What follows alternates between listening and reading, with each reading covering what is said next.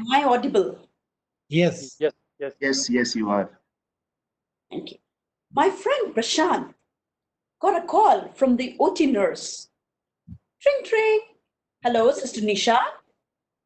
Dr. Prashant, you need to be in the operation theater right now, and you won't be able to go home tonight. My friend Prashant rushed to the hospital. He was horrified to see a young African boy who was brought to the operation theater. Prashant learned from the attending nurse that the patient was driving a car in a highway which was following a truck loaded with construction rods. Out of blues, the truck driver pressed the brakes, and in a flick of a second, the rods went through the car and the driver. The patient was rushed to the hospital with the car and the rods in place. The walls of the operation theater had to be brought down in order to transport the patient. Good evening, fellow Toastmasters and guests. Road traffic accidents remain an important public health problem. WHO reports that it is the 8th leading cause of death, and it is projected as the 5th leading cause of death by 2030. It is the number 1 cause of death in children and young adults. Half of these dying population are people who are vulnerable road users, like pillion riders, the two-wheel drivers, the road users, etc.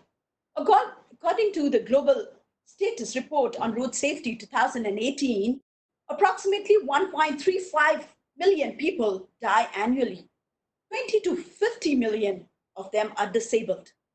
It breaks my heart to state that 90% of these fatalities occur in low and middle income countries like ours. Low and middle income countries have 9% of the world's population, can afford only 1% of the world's vehicles, but account for 13% of total road traffic deaths. You must be wondering what could be the status in Nepal. In Nepal, according to Nepal police, in 2015-16, 10,013 accidents killed 2006 people. According to Ministry of Physical Planning and Transportation Management, bus accidents along the long route distances are of serious concern, accounting for 13% of the total death in the country and 31% of the serious injuries. Now, since we also have people from Karnataka, according to an article published in Deccan Herald in 2019, about 10,000 people die and around 50,000 people are injured every year in road accident in Karnataka. Karnataka ranks as 4th most risky state in the country, and it accounts for one of the leading causes of disabled people. And the data also showed that there is an increasing trend to this figure. The most common factor for these road mishaps is the driver's negligence. 120 kilometers along a windy road from Koteshwar to Sindhuli, a microbus will reach you in less than 2 hours. Imagine 64 kilometers per hour in such a windy road. A conductor sits next to the driver, chats with him, keeps the driver occupied by providing him drink as well as betel quid. And how can you concentrate on a road when you see a revealing Russian girl on a hoarding board and creepy slogans behind a truck? In Karnataka, back in 1999, when I was doing my undergraduate studies, me and my boyfriend, we sneaked to Turtle Bay Beach. And to convince my parents for that outing, we also needed to visit a temple. And on our way to Mukambika temple, a public bus gave us cold crips. So The bus did not touch us.